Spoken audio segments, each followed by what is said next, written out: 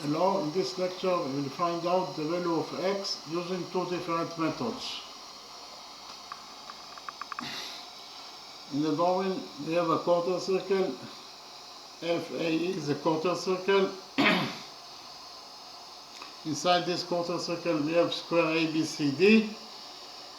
In addition, we know that this is line segment DE that is equal to 12 units in its length. This is angle CDE that is equal to theta. This is angle GDC that is also equal to theta.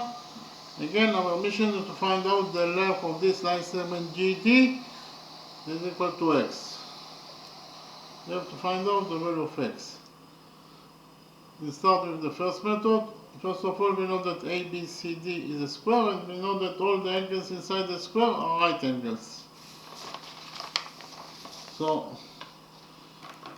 this is a right angle.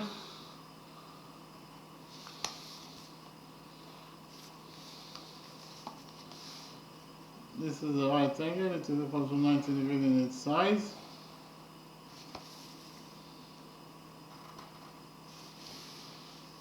This is also a right angle. This is a right angle.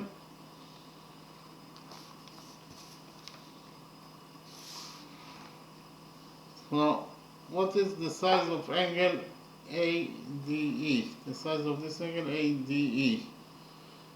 Angle ADE must be equal to the big angle CDA minus this angle theta. Again, angle ADE equals to the big angle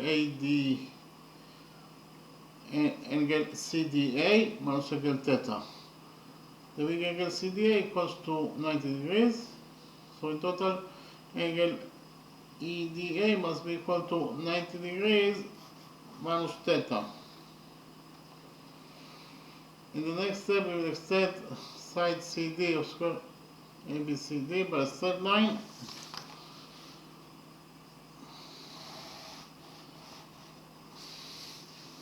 And define this point as F.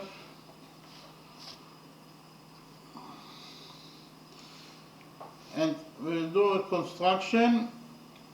That is to say, we will extend line segment GD and also line segment EA by a straight line until they touch each other.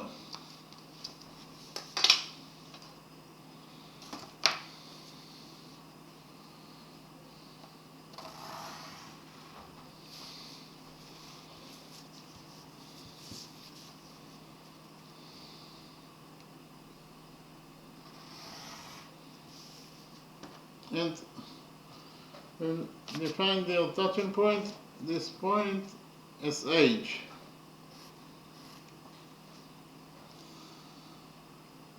So by doing this construction, we can deduce two vertex angles.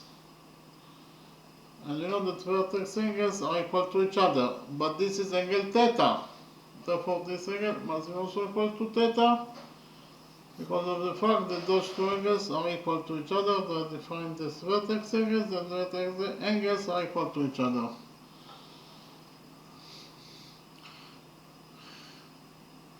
We extended side D by straight line. Side CD is one side of square ABCD, therefore it is absolutely a straight line. Then we extended the straight line CD by straight line, and the result is CF. When we extend the straight line by straight line, the result must be a straight line. So CF is a straight line. So if you focus on the lower side of this straight line CF here at point D, here the sum of the angles must be equal to 180 degrees according to the rule that the sum of the angles on one side of a straight line is equal to 180 degrees. So which angles we have at the lower side of CF at point D? We have this angle that is equal to 90 degrees plus this missing angle. In total, the sum of those two angles must be equal to 180 degrees according to the rule that I mentioned. Therefore, this missing angle must be equal to 90 degrees in its size. Again, in order to complete the sum of the angles on the lower side of CF at point D to 180 degrees, this missing angle must be equal to 90 degrees in its size. So what is the size of this angle? That's actually angle ADA. angle ADA must be equal to the big angle FDA minus theta. Again, angle FDA minus theta equals to this missing angle, angle HDA. The big angle FDA equals to 90 degrees.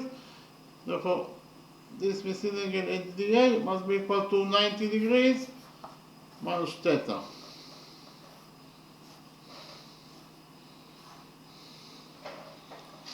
We extended the straight line EA by straight line, and the result is EH. When you extend the straight line by straight line, the result is a straight line, therefore EH is a straight line.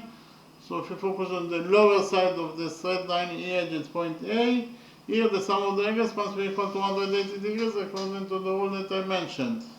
So which angles we have at the upper side of EH at point A? We have this angle that is a right angle plus the missing angle. In total, the sum of those two angles must be equal to 180 degrees. Therefore, this missing angle must be equal to 90 degrees in its size. Again, in order to complete the sum of the angles in the upper side of the straight line EH at point A to 180 degrees, this missing angle must be equal to 90 degrees in its size. In the next step, we prove that those two right angles can go into each other. That is to say, we prove that this right angle, that is actually triangle DHA, is congruent to this right angle, that is actually triangle DAE. So I write it down. We prove that the right triangle DHA is congruent to the right triangle DAE.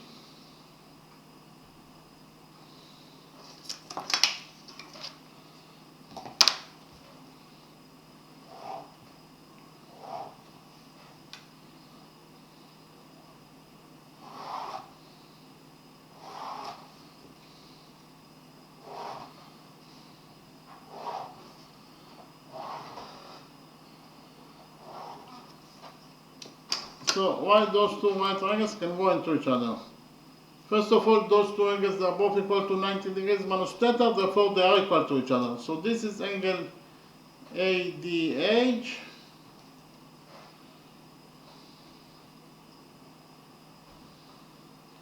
And it is equal to this angle, that is actually angle ADE.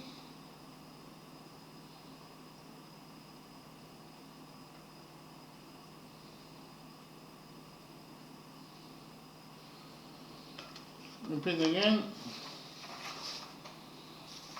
Angle ADH in the right angle DHA is equal to angle ADE in the right angle DAE.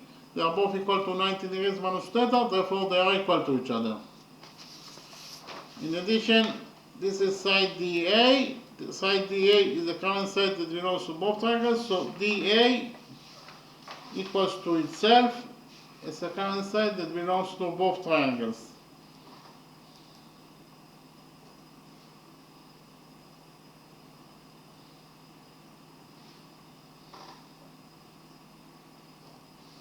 Repeat again. DA equals to itself is a common side that belongs to both triangles. And finally,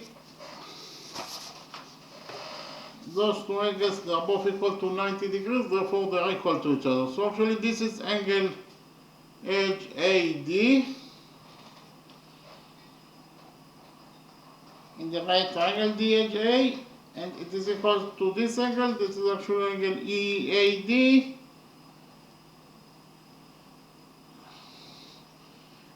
in the right triangle DAE. Repeat again. Angle HAD in the right triangle DHA equals to angle EAD in the right triangle DAE. They are both equal to 90 degrees, therefore they are equal to each other. So actually proved that the right triangle DHA is congruent. This is the sign of congruent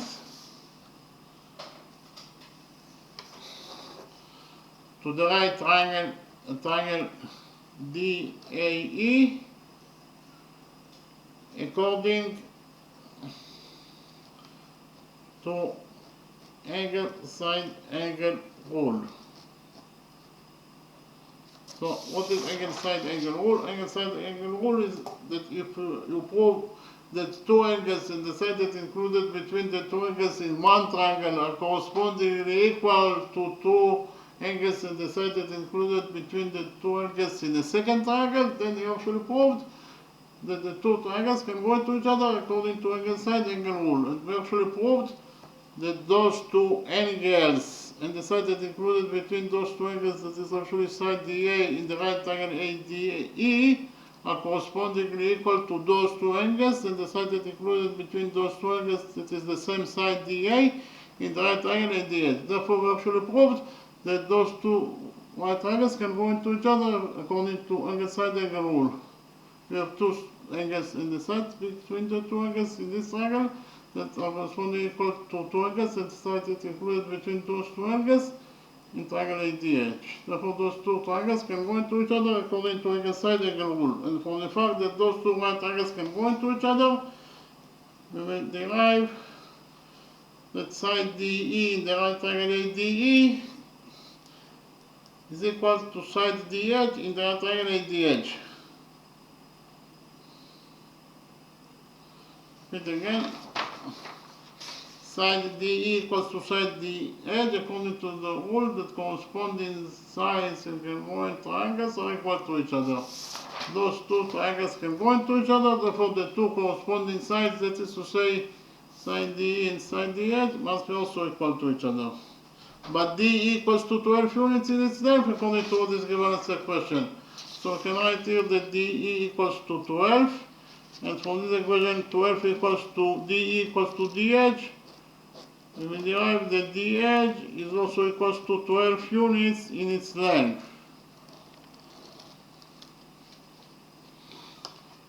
Likewise, from the fact that those two right triangles can go into each other, we will derive that side AE in the right triangle ADE is equal to side AH in the right triangle ADH. So I write it down. We'll derive that side AE is equal to side AH. And again, we derive that side AE equals to side AH. But what is the length of side AE? Side AE is the radius of this quarter circle. We define the radius of this quarter circle as R, therefore AE equals to R according to our definition. Here AE equals to R.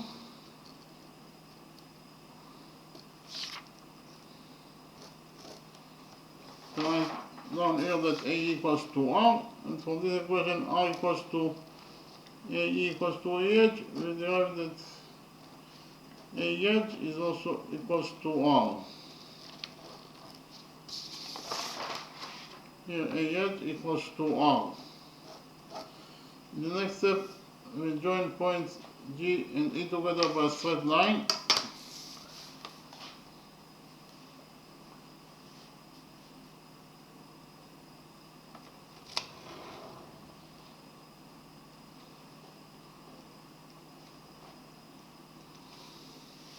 By joining points G and E, we create the triangle edge GE. This is triangle edge GE.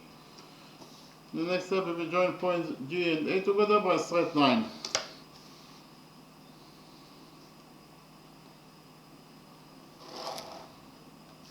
What is the definition of line segment GA? Line segment GA starts from point A, that is the center of the quarter circle, and ends at point G, that is the point of the quarter circle itself. This is exactly the definition of a radius.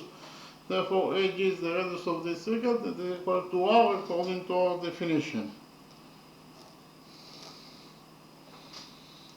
In relation to triangle edge GE, point A is defined as the circumcenter of triangle edge GE. This triangle edge GE. Okay. So I'll write it down.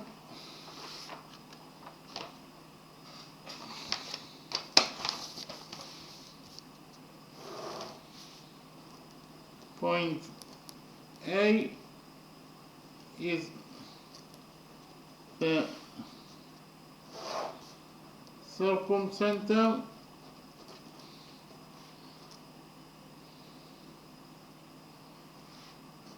of triangle HGE.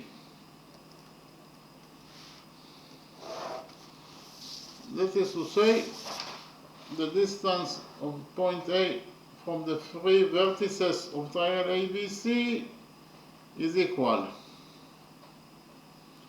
For example, the distance of point A from the vertex A is R because AJ equals to R. Likewise, the distance of point A from the vertex G of triangle HGE is also R because AG equals to R. And finally, the distance of point A from the vertex E of triangle HGE is also R because AE equals to R.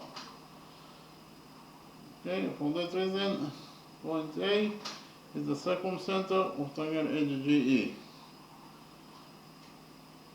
And from the fact that point A is the circumcenter of triangle HGE,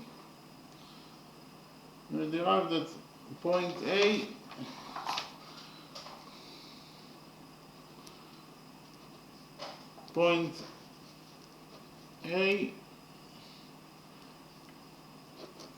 is also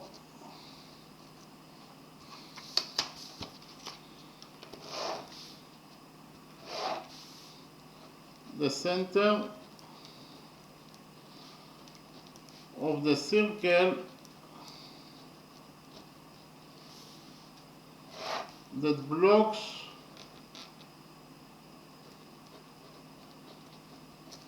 triangle HGE. And again, point A is the center of the circle that blocks triangle HGE. And we know that any circle that blocks triangle HGE, this triangle HGE, must pass through its three vertices. The three vertices are H, G, and E. And especially it must pass through point E, that is the vertex of triangle HGE. So, what is the radius of the circle that blocks triangle HGE? The radius of the circle that blocks triangle HGE must start from point A, that is the center of the circle that blocks triangle HGE, and it ends at point E, that is a point on the circle itself, because any circle that blocks triangle HGE must pass from point E, that is the vertex of triangle HGE. But this is exactly the definition of a radius. The radius starts from the center of the circle, that is to say from point A, and ends at point E, that is the point of the circle itself. And we already found out that A equals to R. Therefore, the radius of the circle that blocks triangle HGE is R, and its center is A. Well, if we complete this quarter circle to a circle, the radius of the circle that we will get will be also equal to R, because the radius of the quarter circle is R, therefore the radius of the circle must be also equal to R, and the center of the circle must be also at point A. So we have two circles with the same radii, that is R, and the same center, that is A. Two circles with the same center, the same radii, they are not two circles, but they are the same circle. Okay, and therefore, we wrote from all the things that I've said here that the circle that will be created by completing this quarter circle to a circle is the same circle that blocks triangle HGE. And therefore, the circle that will be created by completing this quarter circle to a circle must pass from point H. Point H is one of the vertices of triangle HGE, therefore it must pass from point H. Okay, so I'll complete this quarter circle to a circle. Repeat again, that the circle that we will get here must pass from point H. And it is already passed from point G and from point E, and therefore it passes through the three vertices of triangle HGE, and therefore the circle that will be created by completing this quarter circle to a circle also blocks triangle HGE.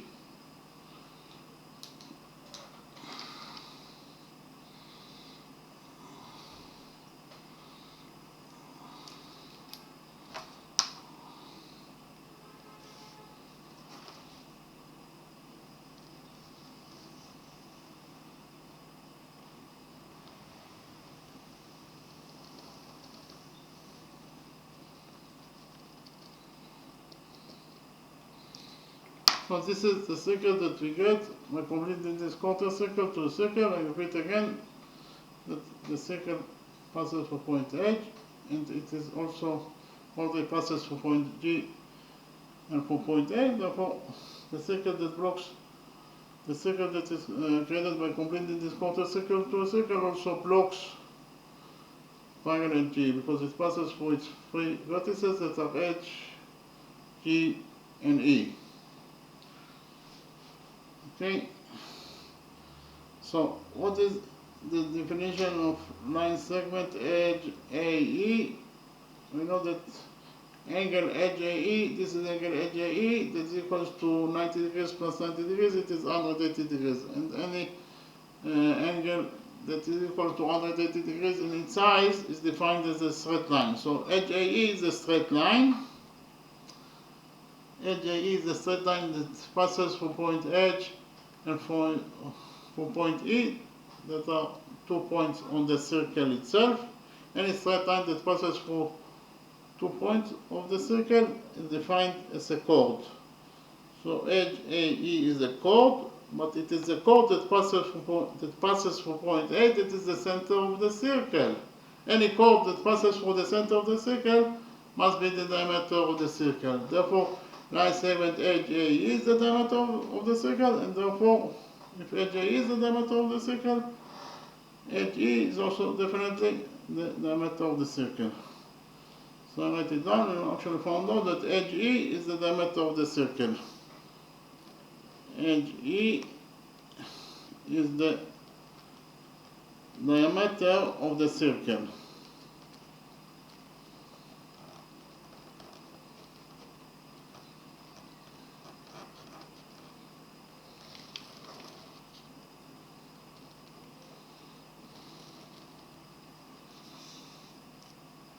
But here we have this is vertex peripheral angle HGE, and this peripheral angle HGE, this is peripheral angle HGE. It is subtended on NG, that is the diameter of the circle. And we know that any peripheral angle that is subtended on the diameter of the circle must be equal to 90 degrees in its size. Therefore, this peripheral angle HGE must be equal to 90 degrees in its size. So this is peripheral angle HGE, that is equal to 90 degrees in its size because it's subtended on edge E, that is the diameter of the circle. In the next step, we will focus on this quadrilateral DGEA. Repeat again, we will focus on the green quadrilateral DGEA.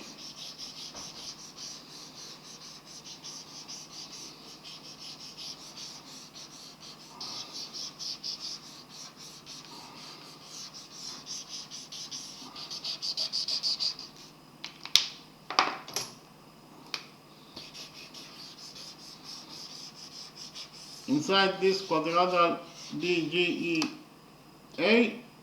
we have those two opposite angles. Each opposite angle is a right angle, and you know that the sum of two right angles is 180 degrees. So inside the green quadrilateral, we have two opposite angles that the sum of them is equal to 180 degrees.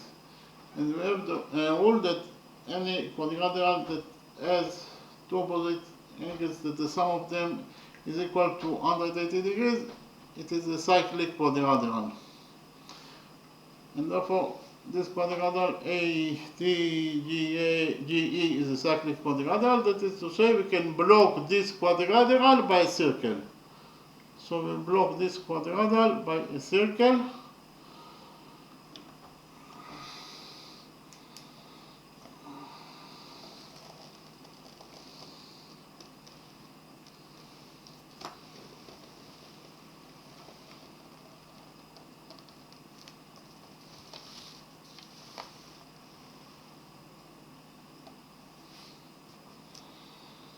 Now we can implement rule 12 on the red circle. The red circle actually blocks the green quadrilateral AE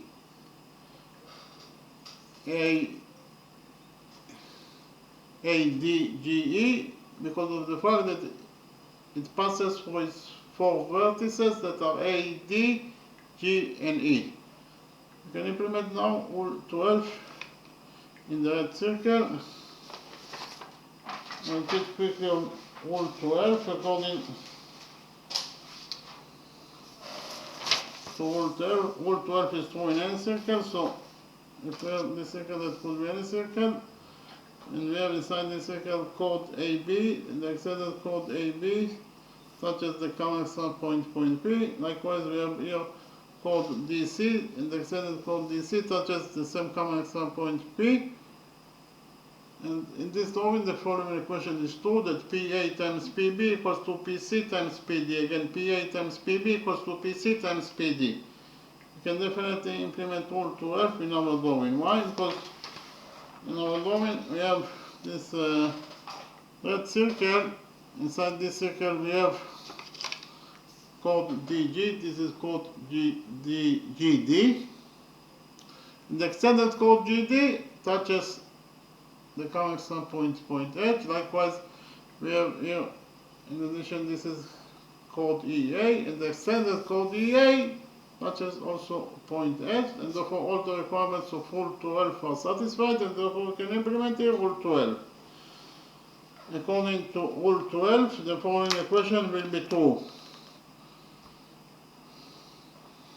Edge D times edge G equals to edge A times edge E. Again, edge D times edge G equals to edge A times edge E. So I write it down. Edge D times edge G equals to edge A times edge E.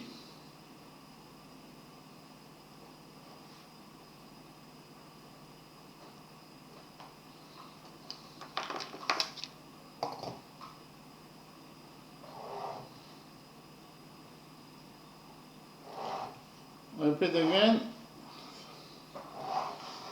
According to rule 12, the following equation will be true, that edge D times edge G equals to edge A times edge E. Edge D is 12. We only found out that edge D is 12 because those two triangles can go into each other, and those two sides are defined as corresponding angles, and corresponding angles are equal to each other. Side D equals to 12, therefore the corresponding side DA must be also equal to 12 units in its length. So edge D is 12 times edge G. What is the length of edge G? Edge G in total equals to edge D, that is 12, plus DG, that is X, according to what is given as the question. So in total, edge G equals to 12 plus X.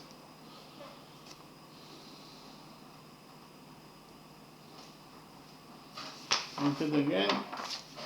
Edge D is 12 and edge G is 12 plus X, and it is equals to edge A. Edge A is R times edge E. Edge E is the diameter of the circle, that is equals to 2R.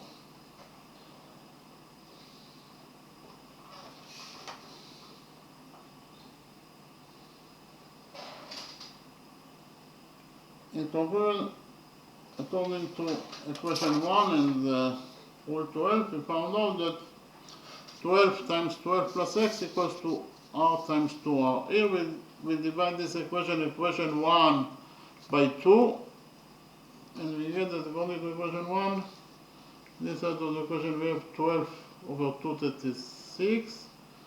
This expression in total will be equal to 6 times 12 plus x, and it is equals to, in this side of the equation we have r squared times 2r is 2r squared, r times 2r is 2r squared, and 2r squared over 2 is r squared. Here we will divide this equation 1, by 6, and we get that according to equation 1, 12 plus x equals to r squared over 6. Here we subtract 12 from this equation 1, and we get that according to equation 1, x equals to r squared over 6 minus 12. Okay. X is the variable that we are looking for in this question. I repeat again that x is the length from this line 7 GD. We have to find out the value of x. In the next step,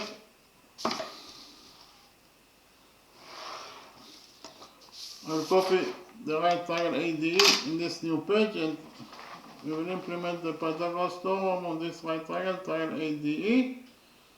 But before that, we will define one side of square ABCD as y. Therefore, AD equals to y. AB also equals to y. BC equals to y. And finally, DC also equals to y according to our definition. Now we'll copy this right triangle ADE and we'll implement the Pythagoras theorem on this right triangle ADE.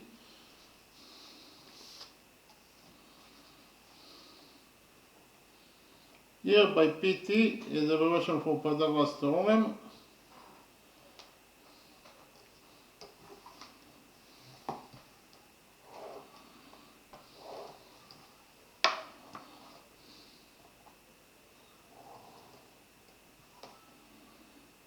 The hypotenuse DE equals to 12 units in its length according to what is given as the question.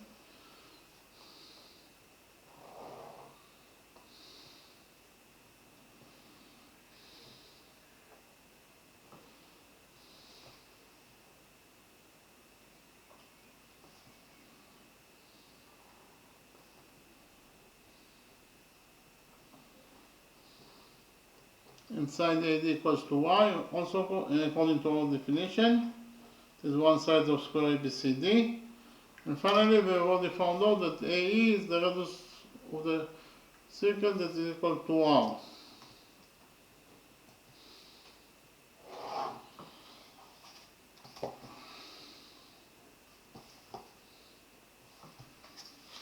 So, actually, this is the right triangle ADE that I copied from the original drawing. According to the Pythagoras theorem, in this right triangle ADE, DE squared equals to AD squared plus AE squared.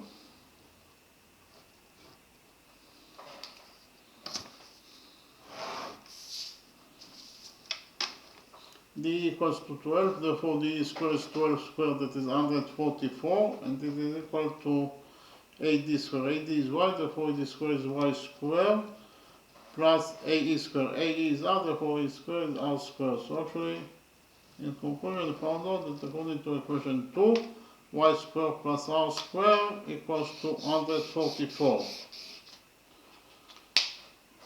In the next step, we will join points A and C together by a straight line.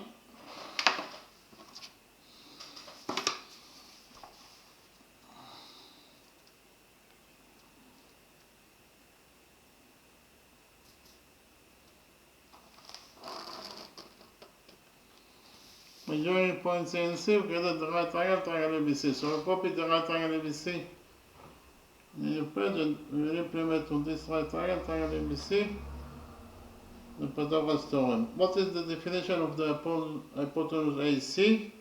The hypotenuse AC starts from point A, that is the center of the circle, and then at point C, that is the point of the circle itself. This is exactly the definition of a radius. Therefore, the hypotenuse AC equals to r, that is actually the radius of the circle according to our definition.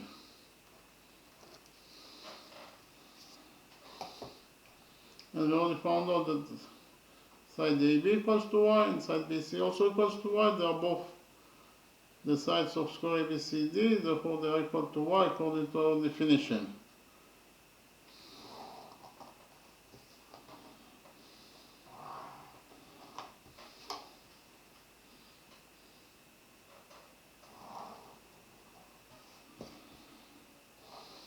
Repeat again that by PT is a relation for Pythagoras theorem.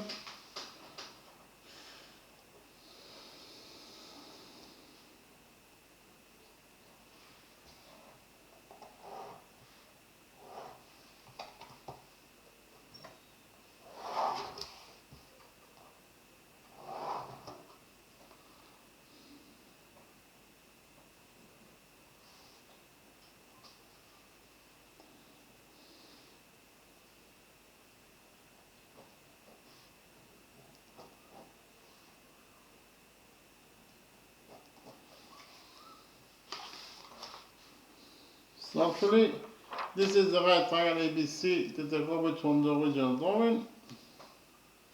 According to the Pythagoras theorem, in the right triangle ABC, this will be equation 3. According to the Pythagoras theorem, the square of the hypotenuse equals to the sum of the square of the perpendiculars. That is to say, in the right triangle ABC, it means that AC square equals to AB square plus BC square.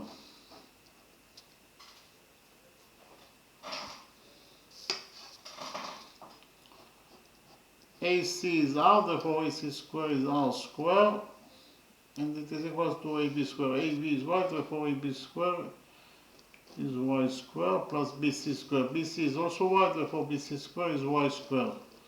So in conclusion, we found out that according to equation 3, R square equals to y square plus y square, that is 2y square. Here we will divide this equation 3 by 2. And finally we get that according to equation 3, y square equals to r square over 2. This is according to equation 3. Well, according to equation 2, we have already found out that y square plus r square equals to 144.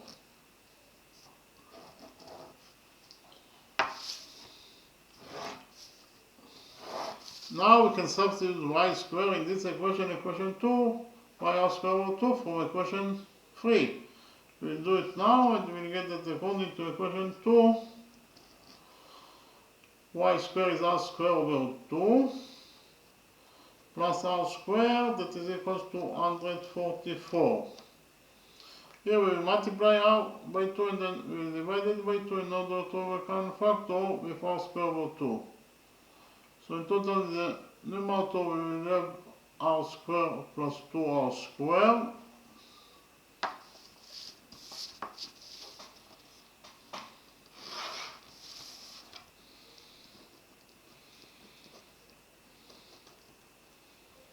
divided by 2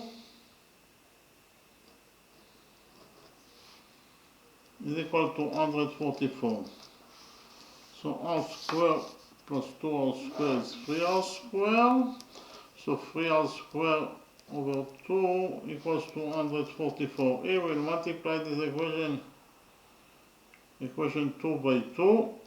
And finally we get that according to equation 2, in this side of the equation we left only with 3r square. That is equals to 2 times 144 is 288. Here we divide this equation 2 by 3. And finally we get that according to equation 2,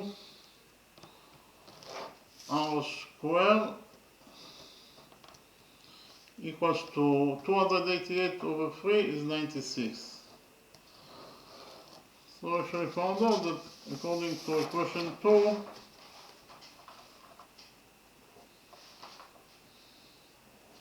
r square equals to 96. This is according to equation 2.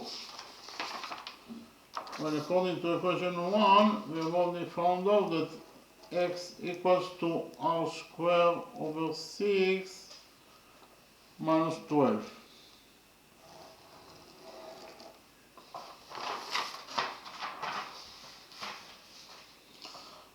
So now we can substitute r squared in this equation 1, by 96 from equation 2. We'll do it now, and we get that x equals to r squared is 96, so in total this expression equals to 96 over 6 minus 12. 96 over 6 is 16, and 16 minus 12 is 4. In conclusion, we found out that x equals to 4 units. So actually, this line segment GD is equal to x, so line segment GD that is equal to x is equal to 4 units in its length. And that is the answer to the question. So we finished with the first method. In the next step, I will present to you how to find out the length of this line segment GD that is equal to x according to the second method.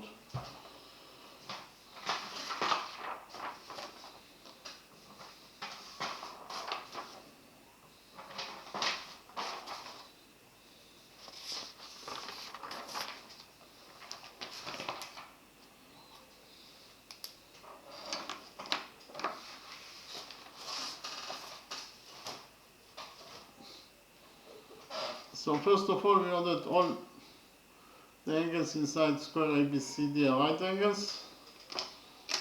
So this angle equals to 90 degrees in its size. This angle also equals to 90 degrees in its size. This angle equals to 90 degrees in its size. And finally, this angle also equals to 90 degrees in its size. Actually, we also know that the opposite angles of any square are parallel to each other. So in square ABCD, side DC is parallel to the opposite side AB. So I write it down. In this rectangle ABCD, side DC is parallel to the opposite side AB. But side AB is part of the straight line AE and is parallel to DC. If part of a straight line is parallel to another straight line, then the straight line itself must be also parallel to the other straight line. That is to say, the straight line AE itself must be also parallel to the straight line DC. Therefore, AE is also parallel to DC. AE is parallel to DC.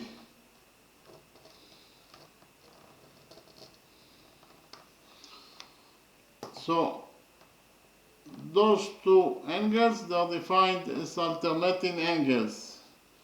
And they are located between the parallel lines DC and AE. You know that DC is parallel to AE. And therefore, they are equal to each other according to the rule that alternating angles between parallel lines are equal to each other. But this angle equals to theta, therefore, this angle must be also equal to theta because of the fact that those two alternating angles that are located between the parallel lines DC and AE, they are equal to each other. So if this angle is theta, then this angle must be also equal to theta. In the next step, we'll do a construction, that is to say, from point G, we will draw perpendicular on AB. I repeat again, from point G, we will draw perpendicular on AB.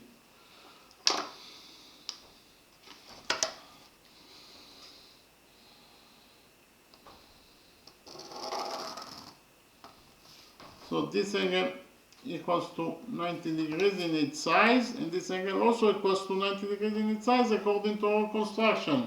We define the touching point of the perpendicular from point G and AB as N. Likewise, we define the intersection point of the perpendicular GN with DC as M.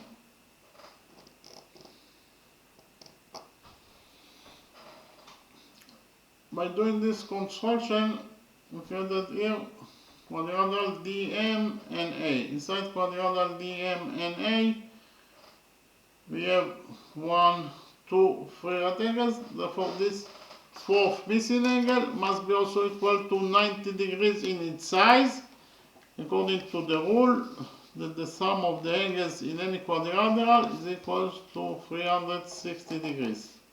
So inside quadrilateral DMAN we have 4 right angles. Any quadrilateral that has 4 right angles must be at least a rectangle if not a square. So we relate to this quadrilateral DMAN with 4 right angles as a rectangle.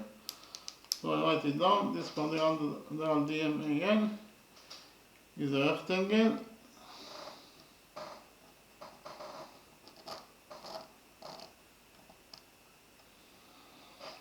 Likewise, if you focus on quadrilateral MCNB, quadrilateral MCNB has 1, 2, 3 right angles. Therefore, the fourth missing angle must be equal to 90 degrees in its size. Therefore, this quadrilateral that has 4 right angles must be also define it as a rectangle.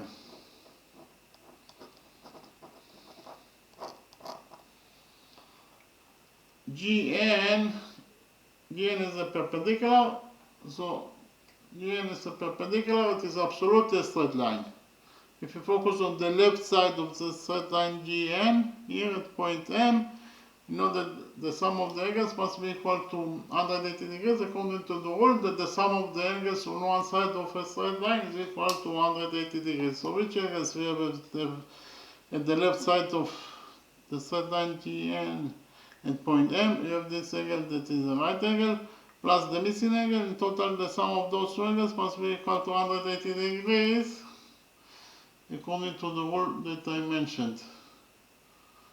Again, this right angles is equal to 90 degrees plus the missing angle. In total, they must be equal to 180 degrees. Therefore, this missing angle must be equal to 90 degrees in its size. Again, in order to complete the sum of the angles on the left side of the straight line GN at point M to 180 degrees, this missing angle must be equal to 90 degrees in its size. And therefore, the small triangle GDM is a right triangle. So I'll copy this right triangle GDM in a new page and we will analyze this right triangle GDM.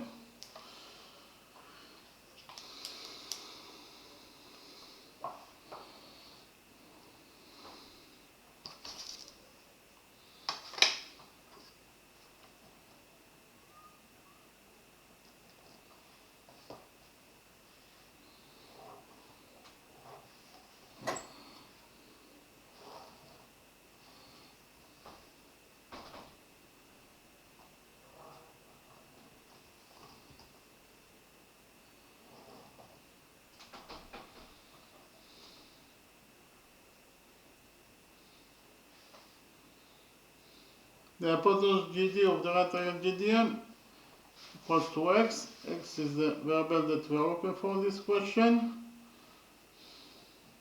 And this is angle theta according to what is given as the question.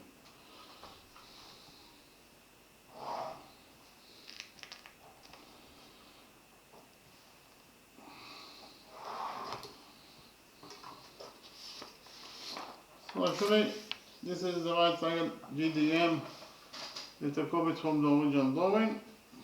It is very easy to see from the drawing here that cosine theta equals to dm over dg. Cosine theta equals to dm. Dm is the missing side, so we leave it as it is. Over dg. dg is x. Therefore, we substitute dg by x. So, in conclusion, we found out that according to equation 1, cosine theta equals to dm over x. Here we will multiply this equation 1 by x, and finally we get that according to equation 1, dm equals to x times cosine theta.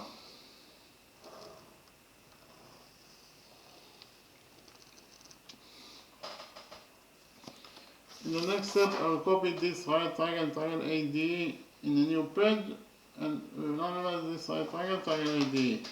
But before that, we will define one side of this square ABCD as y. So AD equals to y, and therefore all the three other sides must be also equal to y. That is to say, side AB must be also equal to y. Side CB of square ABCD must be also equal to y, and finally side DC must be also equal to y.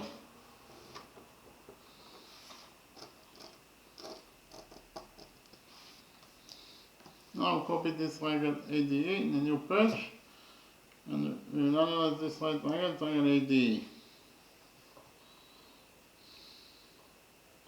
We have already found out that angle NAD equals to theta. It's very important for us.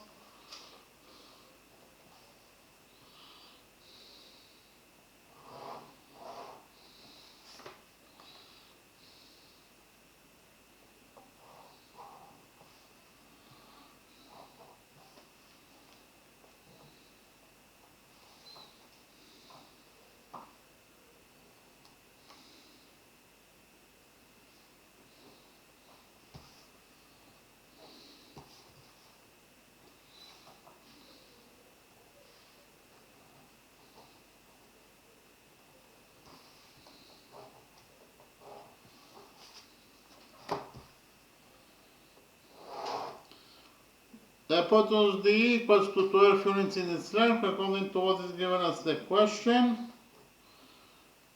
And we just right now define side AD as y. The most important thing is that angle AED equals to theta. This is the right triangle ADE that I copied from the original drawing. In this right triangle ADE, it is very easy to see that cosine theta equals to AE over DE. So cosine theta equals to AE. AE is the missing side, so we leave it as it is, over DE. DE is 12. So we found out that according to equation 2, cosine theta equals to AE over 12. Here we multiply this equation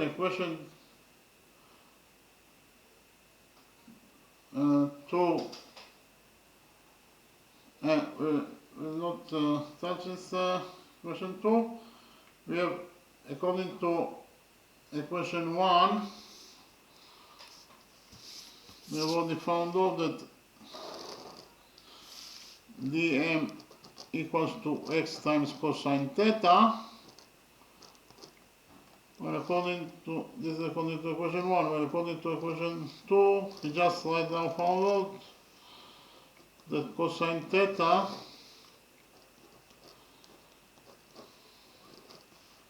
equals to AE over 12.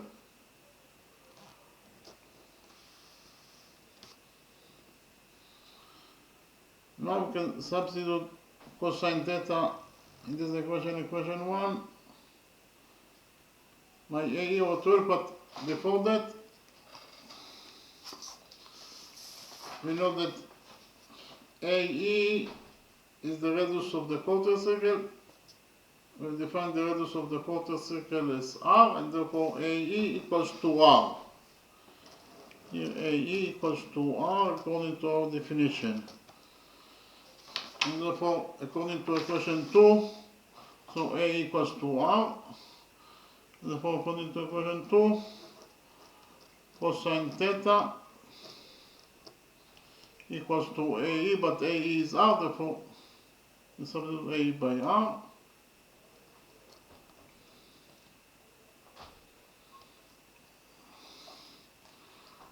So in total, cosine theta equals to r over 12.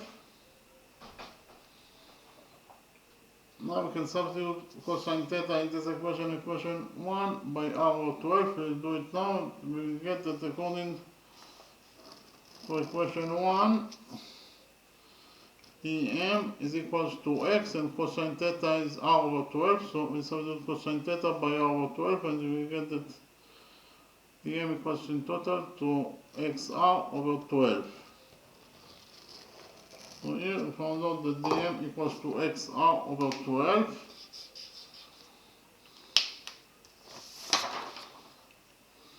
This is side dm, that is equal to xr over 12. But we have already found out that quadrilateral dm an is a rectangle, and we know that the opposite sides of a rectangle are equal to each other. That is to say, rectangle dm an, side dm must be equal to the opposite side an, but dm equals to xr over 12, therefore an must be also equal to xr over 12. Likewise, according to the same rule, in the same rectangle dm an, side dA must be equal to the opposite side mn, but dA equals to y, therefore mn must be also equal to y. In the next step, we'll continue to focus on the small right triangle DGM, so I copy the small right triangle DGM in the new page and we'll continue to analyze it.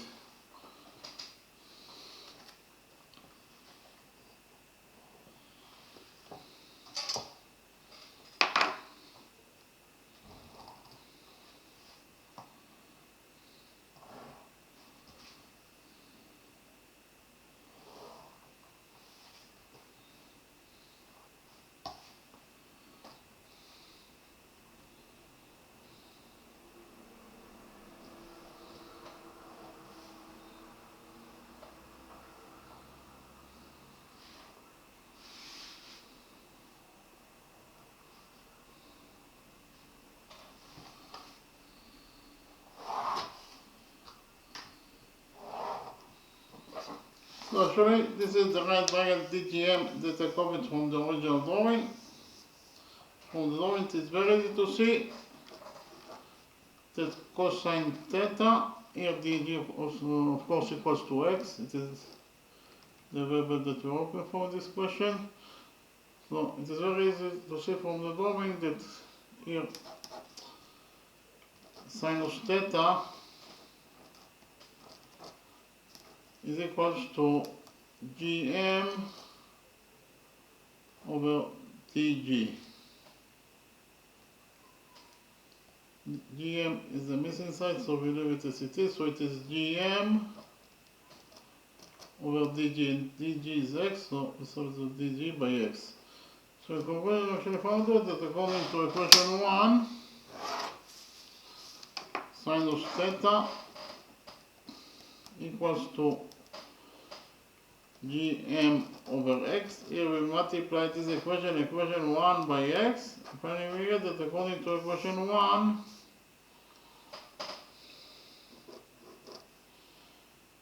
gm equals to x times sinus theta.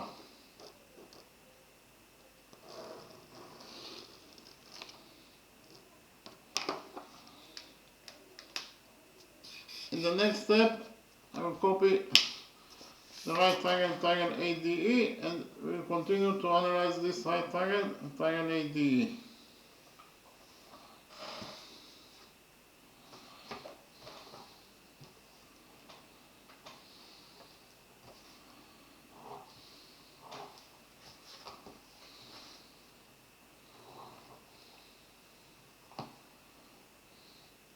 The hypotenuse DE equals to 12 units in its length according to what is given as the question.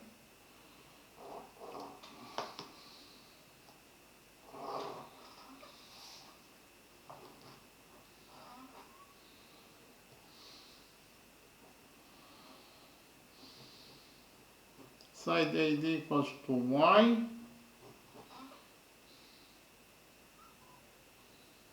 D equals to r. This is again theta. So actually, this is the right angle ADE that I copied from the original drawing. In this right angle ADE, it is very easy to see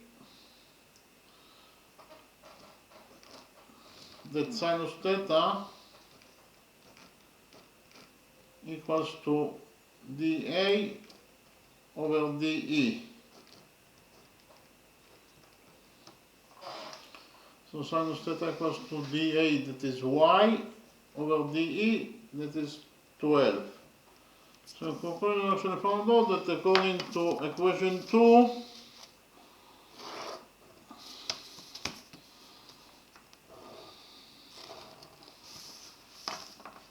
sinus theta equals to y over 12. This is according to equation 2, while according to equation 1, we have already found out that gm equals to x times sinus theta. Now we can substitute sinus theta in this equation, equation 1, by y over 12 from equation 2. We'll do it now and we'll get that according to equation 1, gm equals to x times sinus theta, and sinus theta is y over 12. It's y over 12, so in conclusion, actually found out that in total the value of gm equals to xy over 12.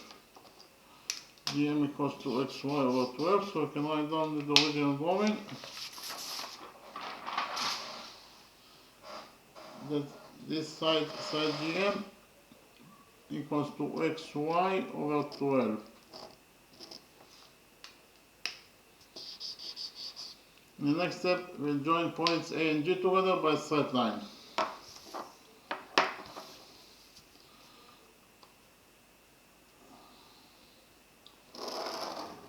We're joining points A and G, but before that, what is the definition of line segment AG? Line segment AG starts from point A, that is the center of the quarter circle, and then to point G, that is the point of the quarter circle itself. This is exactly the definition of a radius. Therefore, AG is the radius of this quarter circle that is equal to R according to our definition. AG equals to R. So in the next step, I'll copy this right triangle AGN in a new page, and we will implement the Pythagoras theorem on this right triangle AGN.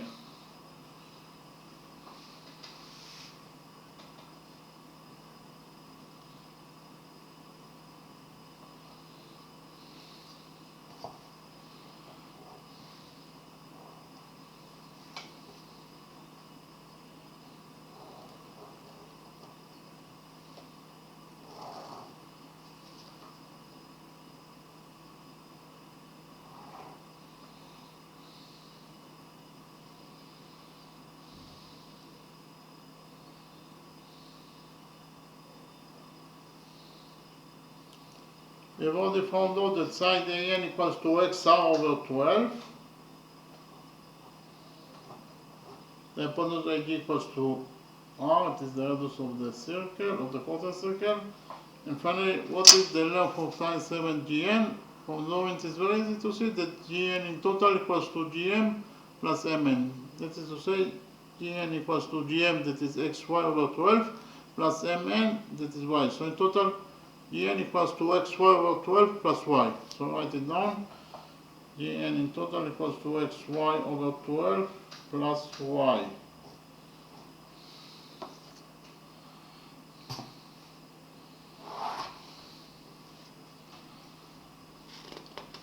So actually, this is the right triangle AGN that I copied from the original drawing. This angle of course equals to 90 degrees. So this is the right triangle AGN that I copied from the original drawing.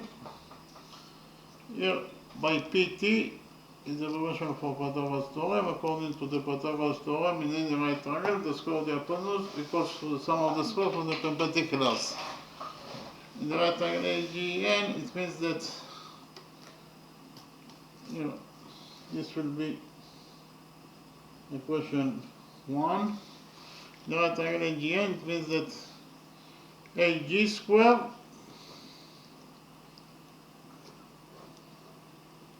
equals to an squared plus gn squared.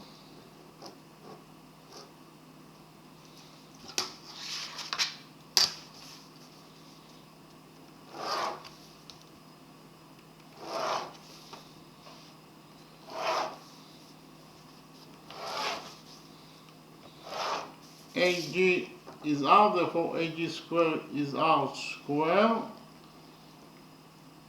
and it is equal to AN squared. AN is XR over 12, therefore AN squared is XR over 12 squared. XR over 12 squared is X squared times R squared over 12 squared, that is 144, plus Gn squared. Gn is XY over 12 plus y squared, therefore gn squared is xy over 12 plus y squared. Here we take y as a common factor from this expression, and finally we get that according to this equation, equation 1, r squared equals to x squared times r squared over 144 plus, so we took y as a common factor from this expression. So what is left from xy over 12 after we took from it y as a common factor? What is left is actually x over 12. And what is left from y after we took from it y as a common factor? What is left is actually 1 squared.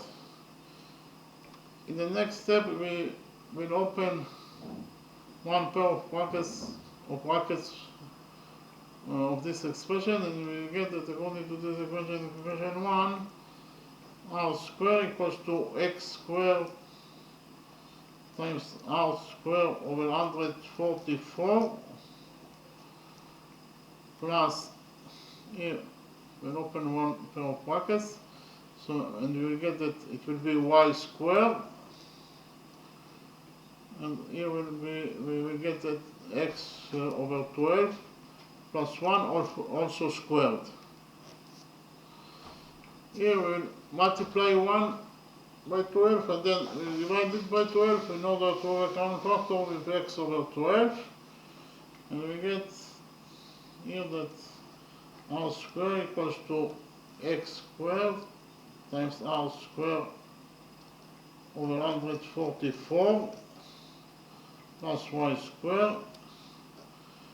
So here we multiplied 1 by 12, so in total in the numerator we have x plus 12 divided by 12. We have to divide all the expression by 12 because we multiplied 1 by 12 and then we divided by 12 squared. So here we have the algebraic identity that states that a over b squared equals to a squared over b squared.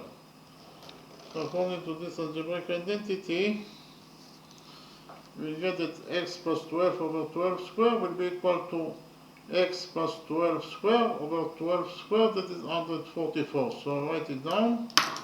So according to equation 1, we actually found out that r squared equals to x squared times r squared over 144 plus y squared, and this expression for this algebraic identity will be equal to x plus 12 squared over 12 squared, that is 144.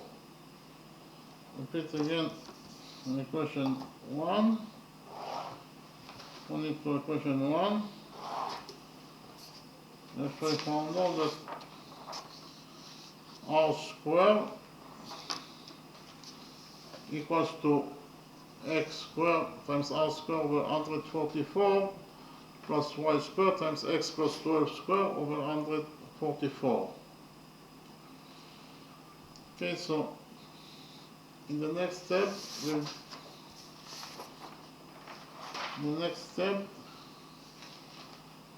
we'll join points A and C together by a straight line.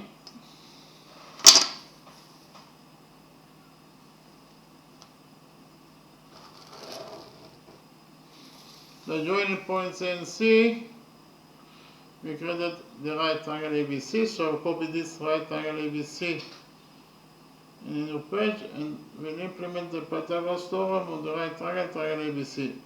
But before that, what is the definition of the hypotenuse AC? The hypotenuse AC starts from the center of the quarter circle, that is to say from point A, and ends at point C, that is the point of the quarter circle itself. This is exactly the definition of a radius. Therefore, AC is the radius of the quarter circle that is equal to R according to our definition. Now copy this right triangle ABC in a new page and we'll implement the Pythagoras theorem on this right triangle, triangle ABC.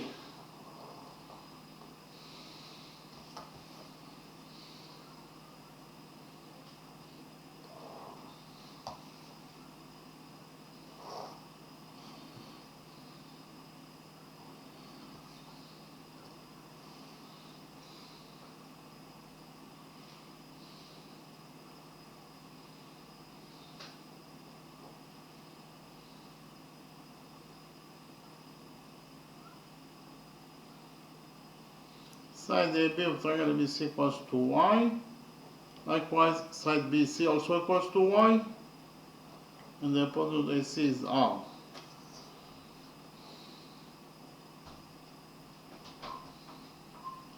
Here by PT is the abbreviation for Pythagoras theorem.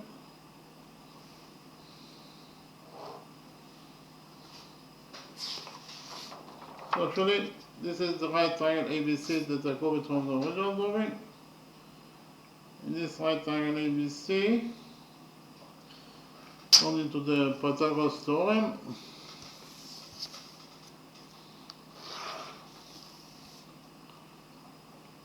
we get that this will be equation 2. We'll get that AC squared equals to AB squared plus BC squared.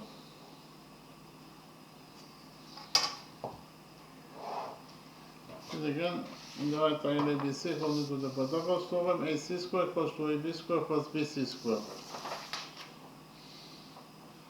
AC is R, therefore AC squared is R squared, and it is equal to AB squared. AB is y, therefore AB squared is y squared, plus BC squared.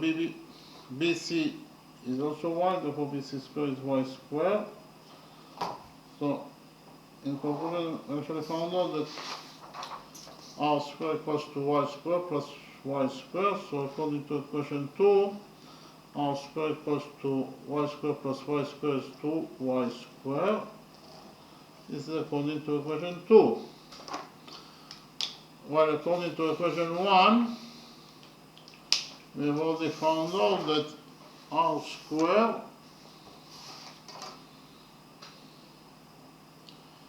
equals to x squared times R squared over 144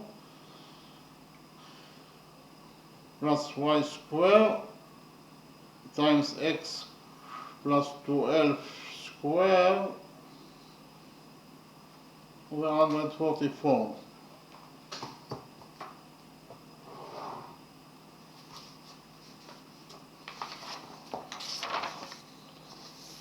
So here, equation 2 and equation 1.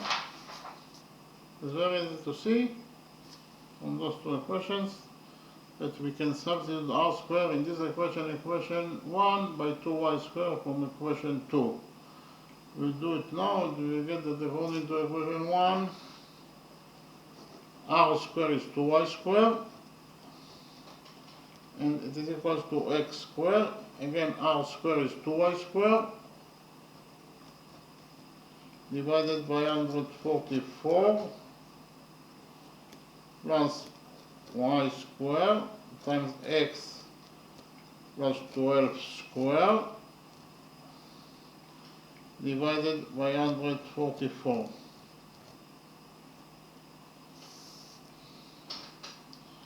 Here we will divide this equation, equation 1, by y squared, and we get that according to this equation, equation 1 2y squared over y squared is 2.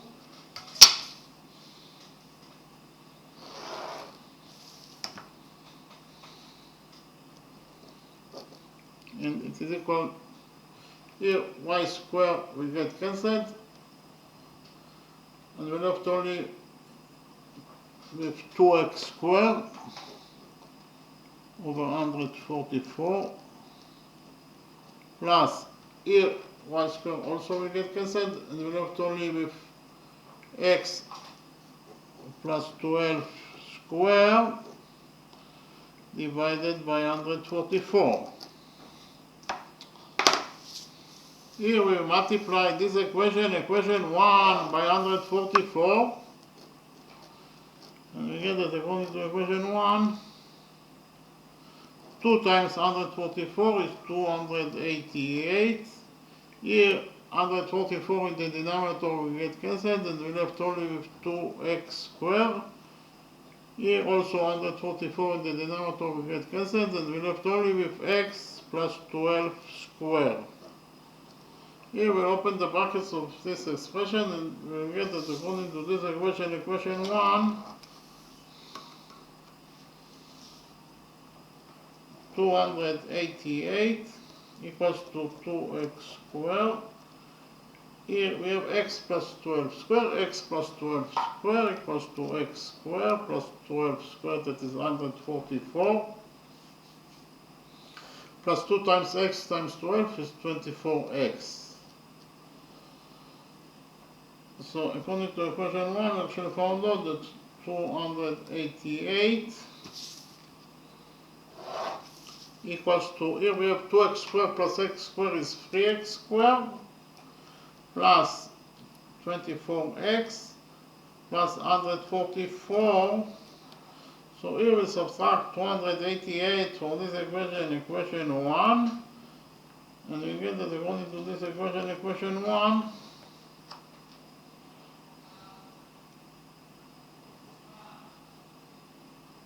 in this side of the equation we will have here 3x squared plus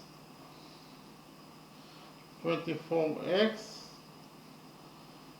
Here we have 144 minus 288 equals to minus 144. In this side of the equation we left with 0, because 288 minus 288 equals to 0.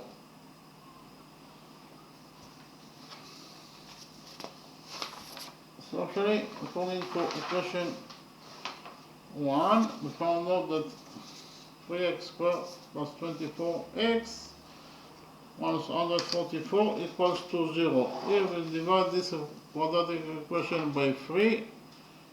And finally we get that according to equation 1, 3x squared over 3 is x squared, plus 24x over 3 is 8x. Minus 144 over 3 is minus 48, that is equal to 0. Again, this is a quadratic equation. And the general formula for a quadratic equation is ax squared plus bx plus c equals to 0. In this general formula, the a, b, and c are the coefficients of this quadratic equation, and x is the variable that we are looking for. We will find out the value of x according to the following formula. X equals to minus b plus minus square root of b squared minus 4 times a times c over 2a. In our specific quadratic equation, that is to say x squared plus 8x minus 48 equals to 0, the coefficient a equals to 1, the coefficient b equals to 8, and finally the coefficient c equals to minus 48.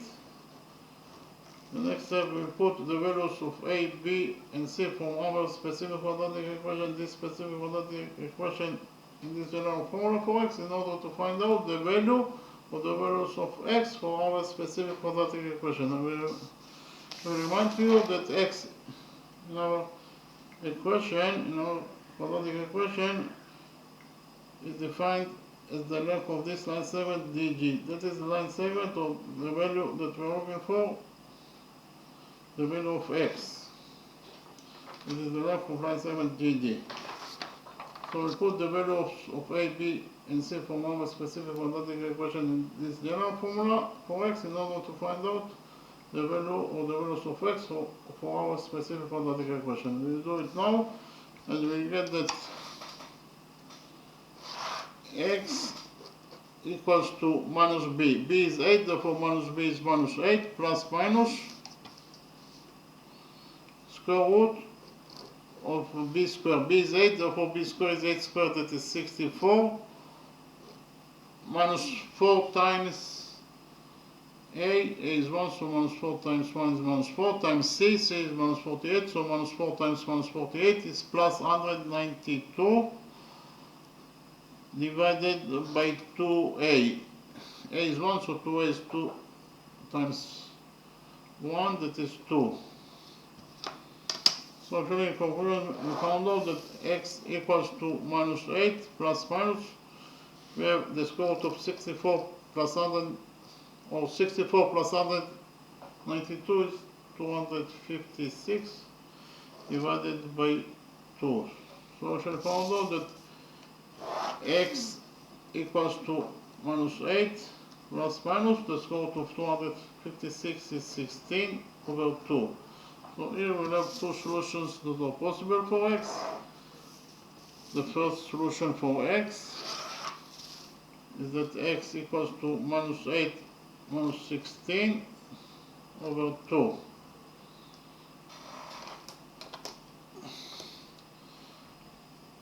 Minus 8 minus 16 is minus 24, and minus 24 over 2 is minus 12. So according to the first solution for x equals to minus 12. But because of the fact that x is the length of this line segment DG, x as a length must be a positive number. X can never be equal to minus 12, that is a negative number. So we'll cancel this solution for x, and we take into account only the positive solution for x. And the positive solution for x is as follows. X equals to minus 8 plus 16 over 2. Minus 8 plus 16 is 8, and 8 over 2 is 4. So we found out that x equals to 4 units in its length. Repeat again that x is the length of line segment GD. So the length of line segment GD is equal to x is equal to 4 units. That is the answer to our question according to the second method. So in the next step, I will summarize the lecture. We'll start with the first method, of course.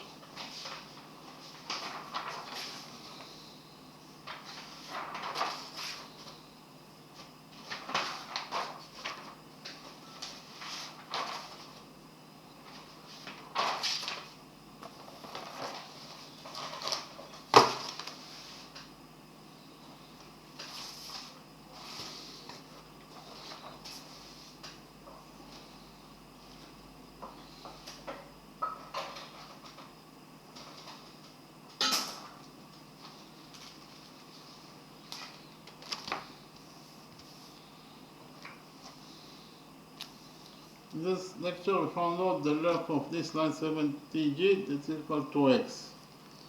So in the drawing, we have a quarter circle. AFE is a quarter circle. Inside this quarter circle, we have this square ABCD. In addition, we know that this is line segment DE that is equal to 12 units in its length. This is angle GDC that is equal to theta.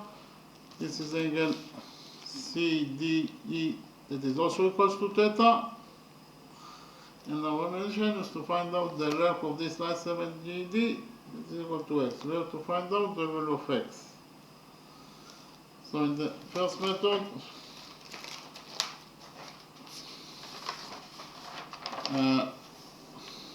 first of all, we know that all the angles inside this square ABCD are right angles, so those four angles are all right angles. So what is the size of this angle? Angle ADE. Angle ADE must be equal to the big angle CDA minus theta. Again, CDA, angle CDA minus theta equals to the value of this angle, angle ADE. So this angle ADE, the missing angle ADE, must be equal to angle CDA, that is equal to 90 degrees minus theta. So in conclusion, this angle ADE must be equal to 90 degrees minus theta. In the next step, we did a construction, that is to say we extended side GD and side EA by side line until they touch each other. This is their touching point. We define their touching point as H. And then we extended side CD of square ABCD by side line. This is point F. And we extended side line by side line. The result is a straight line. So CF is a straight line. So what is the size of this angle? Angle ADA. But before that, we know that CF is a straight line, so if we focus on the lower side of the straight line CF at point D, here the sum of the angles must be equal to 180 degrees according to the rule that the sum of the angles on one side of a straight line is equal to 180 degrees. So which angles we have at the lower side of CF at point D? We have this angle that is equal to 90 degrees in its size, and we have this missing angle. In total, the sum of those two angles must be equal to 180 degrees. Therefore, this missing angle must be equal to 90 degrees in its size. Again, in order to complete the sum of the angles in the lower side of CF at point D to 180 degrees, this missing angle must be equal to 90 degrees in its size. And therefore, the missing angle ADA, the missing angle ADH, this missing angle ADH must be equal to the big angle FDA minus theta. The big angle FDA equals to 90 degrees, and therefore, in total, the missing angle HDA must be equal to 90 degrees minus theta. So this angle HDA equals to 90 degrees minus theta. Okay? And here, we extended side EA by side line. When we extend the side line by side line, the result is a straight line. So EH is also a straight line. So if we focus on the upper side of the straight line EH at point A, here the sum of the angles must be equal to 180 degrees. So which angles we have at the upper side of EH at point A? We have this angle that is a right angle, plus this missing angle. In total, the sum of those two angles must be equal to 180 degrees according to the rule that I mentioned. So this missing angle must be equal to 90 degrees in its size. In the next step, we proved that those two right angles can go into each other. That is to say, we proved that this is right angle ADH. We proved that the right angle ADH is congruent to this right angle ADE. So why those two right angles can go into each other? First of all, those two angles are both equal to 90 degrees minus theta, therefore they are equal to each other. In addition, this is side DA. That is a common side that belongs to both triangles, so we can write down that side DA equals to itself as a common side that belongs to both triangles. And finally, those two angles are both equal to 90 degrees, therefore they are equal to each other. In conclusion, we should found out that those two right angles can go into each other according to angle side angle rule. So what is angle side angle rule? Angle side angle rule is that if you prove the two angles in the side that included between the two angles in one triangle are correspondingly equal to two angles in the side that included between the two angles in the second triangle, then you actually proved that the two triangles can go into each other according to angle side angle rule. And here we proved that those two angles in the side that included between those two angles, that is side AD in the right triangle ADH ADE are correspondingly equal to those two angles, and the side that included between those two angles, that is the same side DA in the right triangle ADH. Therefore, we proved that those two right angles can go into each other according to angle side angle rule. And from the fact that those two right angles can go into each other, we conclude that side DE in the rectangle ADE is equal to side DH in the right angle ADH. I repeat again, we conclude that DE equals to DH. But D equals to 12 units in its length, according to what is given us the equation. So we can write here that D equals to 12, and from this equation, 12 equals to D equals to DH, we derive that DH also equals to 12 units in its length. Here, this is side DH, this is side DH, this is equal to 12 units in its length. Likewise, according to the sum rule that corresponding sides in congruent triangles are equal to each other, we will derive that side AE is equal to side AD. Side AE is equal to side AH. And again, side AE in the right triangle ADE equals to side AH in the right triangle ADH.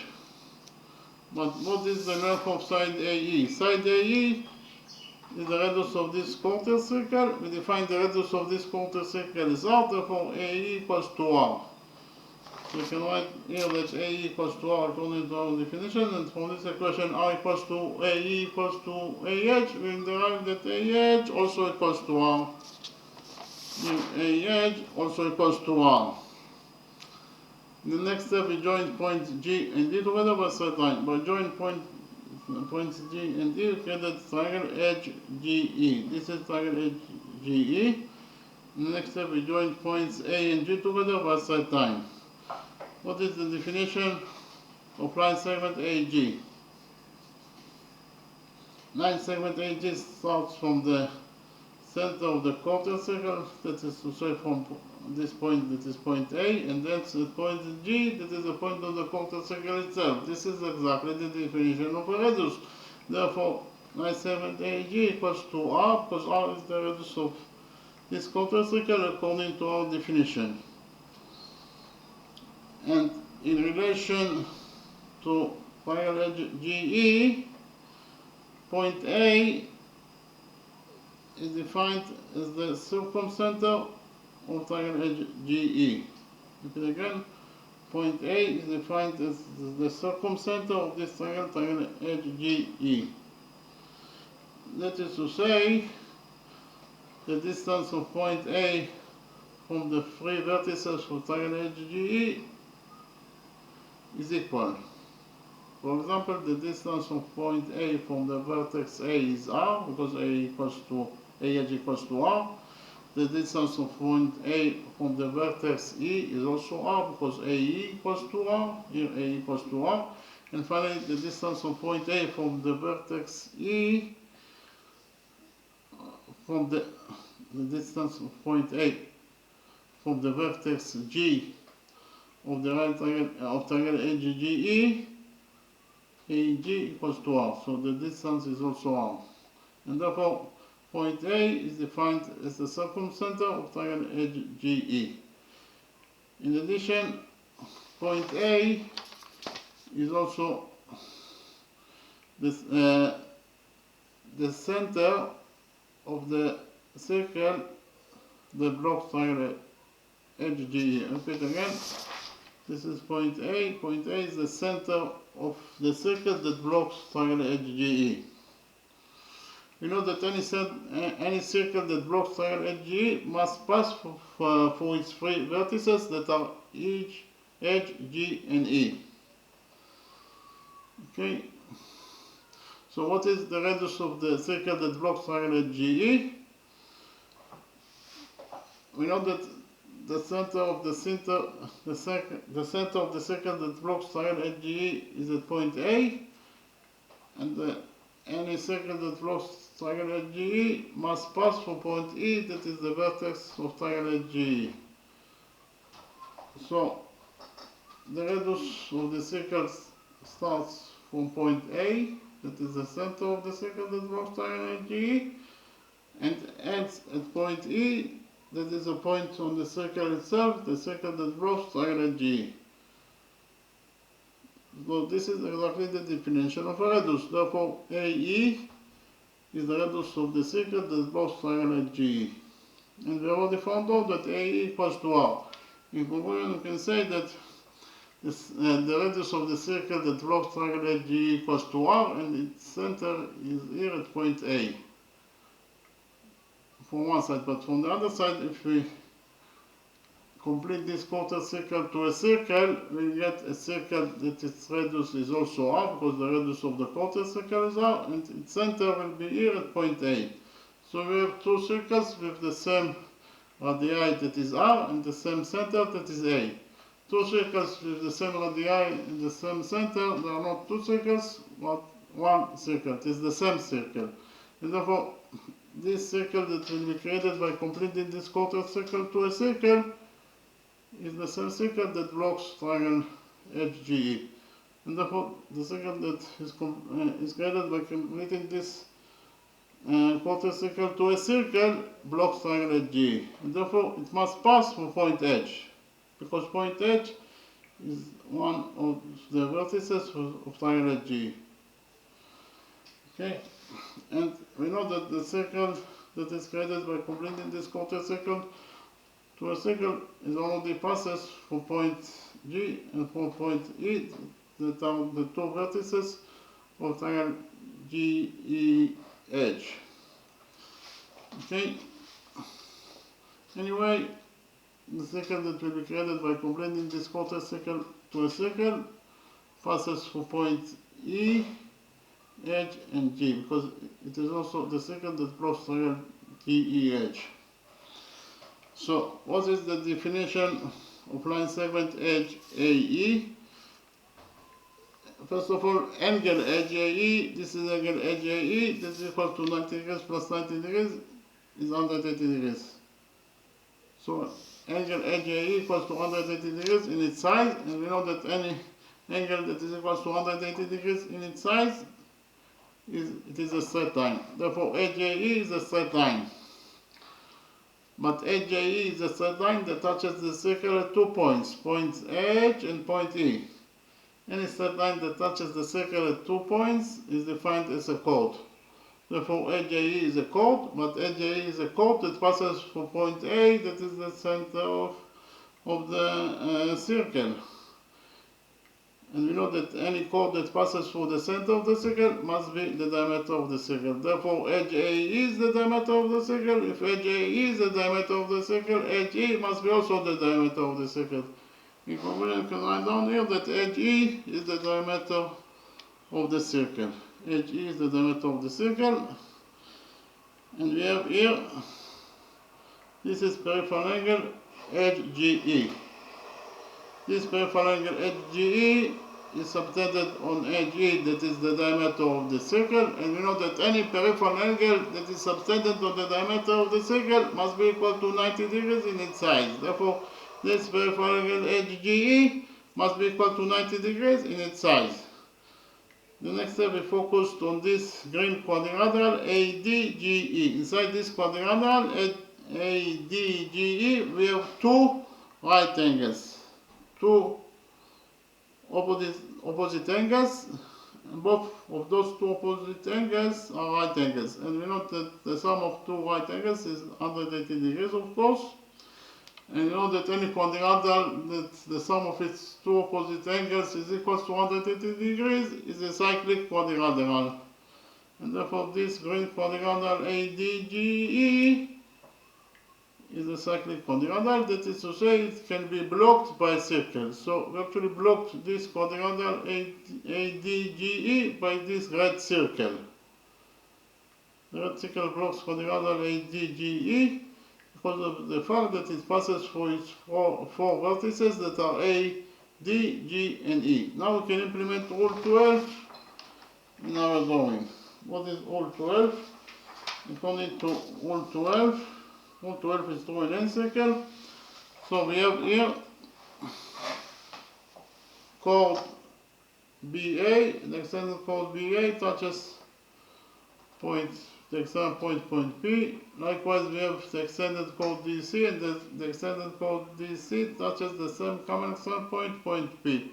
So in this drawing, the following equation will be true, that PA times PB equals to PC times PD. Again, PA times PB equals to PC times PD. we can actually implement rule 12 in the red circle. Why? Because in the red circle we have code GD, and the extended code GD touches the common external point edge. Likewise, we have here code EA, and the extended code EA also touches the same common external point edge. So all the requirements of rule 12 are satisfied, and therefore we can implement here rule 12. According to rule 12, we get that the following equation is true, that edge D times edge G equals to edge A times edge E. Again, edge D times edge G equals to edge A times edge E.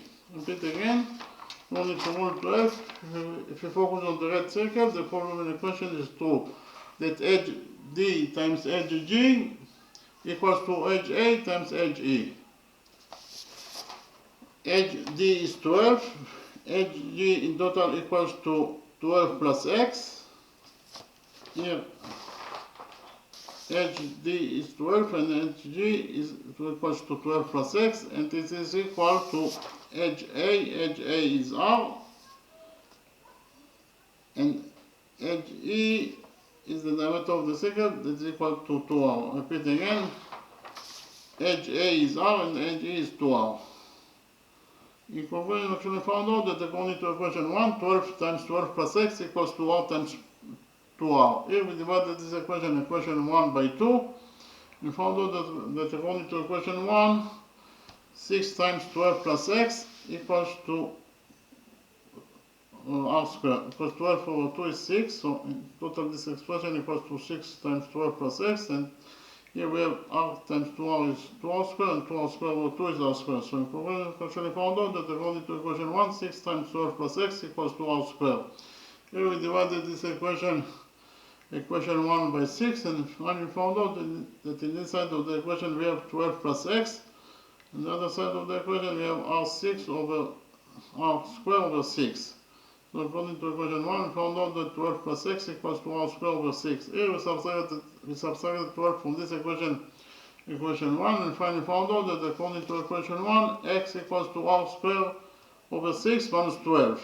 In the next step, I copied this right triangle ADE in a new page, and we implemented the Pythagoras theorem on this right triangle ADE. But before that, we defined one side of square ABCD is y, therefore all the other three sides must be also equal to y, and y. So this is the right triangle ADE that I copied from the original drawing. Side AE equals to r, it is the radius of the circle, that is equal to r. And it is given as a question that DE equals to 12 units in its length. So the hypotenuse DE equals to 12 units in its length. The right triangle ADE, according to the Pythagoras theorem, DE squared equals to AD squared plus AE squared. DE is 12, therefore DE squared is 12 squared, that is 144, and it is equal to AD squared. AD is y, therefore AD squared is y squared plus AE squared. AE is r, therefore AE squared is r squared. So in conclusion, according to equation 2, we found out that 144 equals to y squared plus r squared. In the next step, we joined points A and C together by a straight line. By joining points A and C, we created the right triangle ABC. What is the definition of the hypotenuse AC? The hypotenuse AC starts from the center of the circle, that is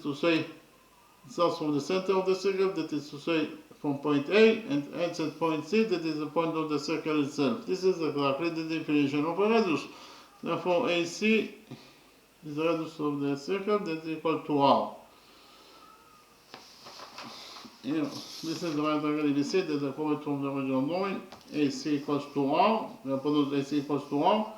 Side AB equals to side BC, they are both the sides of the square, that is equal to y according to our definition. So in this right triangle ABC, according to the Pythagoras theorem, AC squared equals to AB squared plus BC squared. AC is r, therefore AC squared is r squared, and it is equal to AB squared. AB is y, therefore AB squared is y squared plus BC squared. BC is also y, therefore BC squared is y squared. So in conclusion, we found out that according to equation 3, r squared equals to y squared plus y squared, that is 2y squared. So according to equation 3, r squared equals to 2y squared. Here we divided this equation, equation 3 by 2, and finally found out that y squared equals to r squared over 2. This is according to equation 3. While according to equation 2, we have already found out that y squared plus r squared equals 244. Now we can substitute y squared in this equation, equation 2, by r squared over 2 from this equation, equation 3. We did it and found out that according to equation 2, y squared is r squared over 2 plus r squared, that is equal to 144. Here we multiplied r squared by 2 and then we divided by 2 in order to a common factor with r squared over 2. So in total, in the numerator we will have r squared plus 2r squared, because we multiplied r squared by 2 divided by 2. This is equals to 144. Here we multiply this equation, equation 2 by 2, and finally found out that according to equation, but before that we have r squared plus 2r squared is 3r squared, so 3r squared over 2 equals to 144. Here we multiply this equation, equation 2 by 2, and finally found out that 3r squared equals to 2 times 144 is 288. So in conclusion, we found out that 3r squared equals to 288. Here we divided this equation, equation 2 by 3, and finally found out that r squared equals to 288 over 3, that is 96.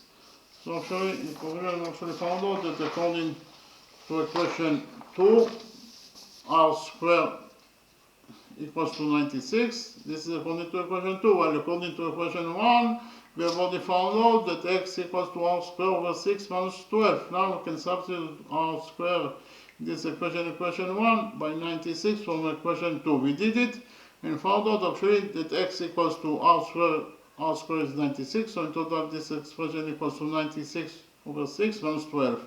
96 over 6 is 16, and 16 minus 12 is 4. So in conclusion, we found out that x, that is the length of this line 7GD, is equals to 4 units. We finished with the first method. In the next step, I presented to you how to find out the length of this line 7GD according to the second method.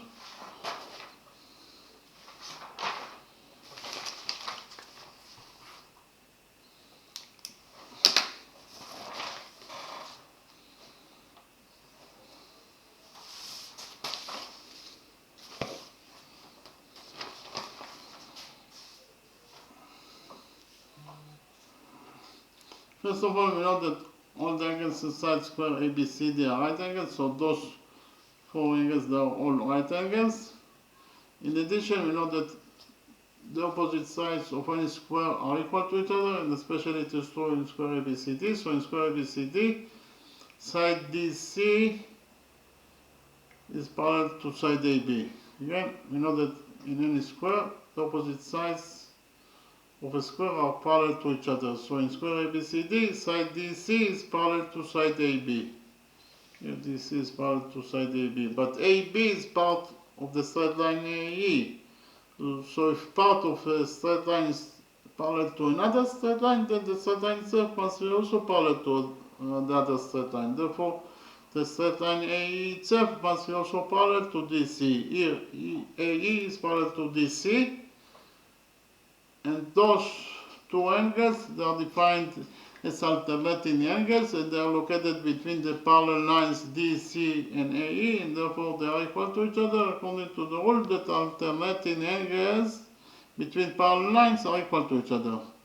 But this angle equals to theta, therefore this angle must be also equal to theta because of the fact that those two angles are equal to each other. So we found out that this angle equals to theta. In the next step, we did the construction, that is to say, from point G, we drew perpendicular on AB. Again, from point G, we drew perpendicular on AB. So this angle equals to 90 degrees, and this angle also equals to 90 degrees according to our construction. We define the touching point of the perpendicular from point G and AB as N. Likewise, we defined the intersection point between the perpendicular GN and side DC of the square as M. By doing this construction, we created the quadrilateral DM and A. Inside this quadrilateral DM and A, we have 1, 2, 3 right angles. And therefore this fourth angle must be also equal to 90 degrees in its size. So inside quadrilateral DMAN we have four right angles, therefore we can relate to this quadrilateral, it's a rectangle. Here, this quadrilateral DMAN is a rectangle. Likewise, inside this quadrilateral MCNB we have 1, 2, 3 right angles, therefore the fourth angle must be also equal to 90 degrees in its size, therefore quadrilateral MCBN is also a rectangle. We know that GN is a perpendicular. GN is a perpendicular, it is absolutely a straight line. So if we focus on the left side of this perpendicular, of this straight line GN, at point M, here the sum of the angles must be equal to 180 degrees according to the rule that the sum of the angles on one side of a straight line is equal to 180 degrees. So which angles we have at the left side of the straight line GN at point M? We have this angle that is equal to 90 degrees in size plus the missing angle. In total the sum of those two angles must be equal to 180 degrees according to the rule that I mentioned. Therefore this missing angle must be equal to 90 degrees in its size. Therefore the small triangle DGM is a right angle. So I'll copy the right angle DGM in the new page. And we analyze this right triangle DGM. This is the right triangle DGM that I copied from the original drawing. This given us the question that the DG equals to x. X is the variable that we are looking for in this question. This is angle theta according to what is given us the question. We have already found out that this angle equals to 90 degrees in its size. In this drawing, it is very easy to see that cosine theta equals to dm over dg. So cosine theta equals to dm. Dm is the missing sign, so we leave it as it is, over dg. dg is x, so we substitute dg by x. So in conclusion, we actually found out that according to equation 1, cosine theta equals to dm over x. Here we multiply this equation 1 by x, and finally found out that dm equals to x times cosine theta. This is according to equation 1. In the next step, I copied this right triangle ADE, in a new page, and we analyze this right triangle ADE. But before that, we defined one side of square ABCD as y, and therefore all the three other sides also equal to y. AB equals to BC equals to CD equals to y, and especially side AD equals to y. Here side AD equals to y according to our definition. DE equals to 12 according to what is given as the question. Here AE is the radius of the quarter circle. We define the radius of the quarter circle as y, and therefore AE equals to, we define the radius of the quarter circle AE as r, therefore AE equals to r according to our definition. This is angle theta. So in the right triangle ADE, it's very easy to see that cosine theta equals to AE over DE. So cosine theta equals to AE over DE. But AE is r, therefore cosine theta equals to r over 12. This is according to equation 2. Here cosine theta equals to AE, that is r over 12. This is according to equation 2. Here also cosine theta equals to AE, that is r over 12. So according to equation 1, we already found out that dm equals to x times cosine theta. Well, according to equation 2, we just right now found out that cosine theta equals to r over 12.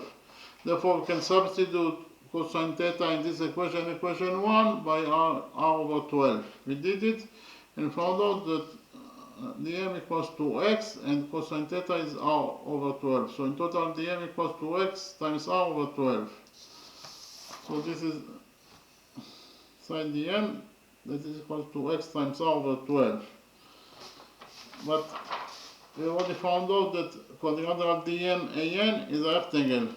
And you know that the opposite sides of a rectangle are equal to each other. So in rectangle DMAN, side DM equals to the opposite side AN. But DM equals to XR over 12, therefore an must be also equal to x over 12 because they are equal to each other. Likewise, according to the sum rule, in the sum rectangle dm an, side dA must be equal to the opposite side mn, but dA equals to y, therefore mn must be also equal to y. In the next step, we continue to focus on the right triangle DGM. So I copy this right triangle DGM in a new page and we analyze this right triangle DGM. In this right triangle DGM, it is very easy to see that sinus theta equals to GM over DG. So sinus theta equals to GM. GM is the missing side, so we leave it as it is, or DG. DG is x, so we substitute DG by x. So we found out that according to equation 1, sinus theta equals to GM over x. Here we multiply this equation 1 by x, and finally found out that GM equals to x times sinus theta. This is according to equation 1. In the next step, I copied again the right triangle ADE in a new page, and we analyze this right triangle ADE. This is the right triangle ADE that I copied from the original drawing. In this right triangle ADE,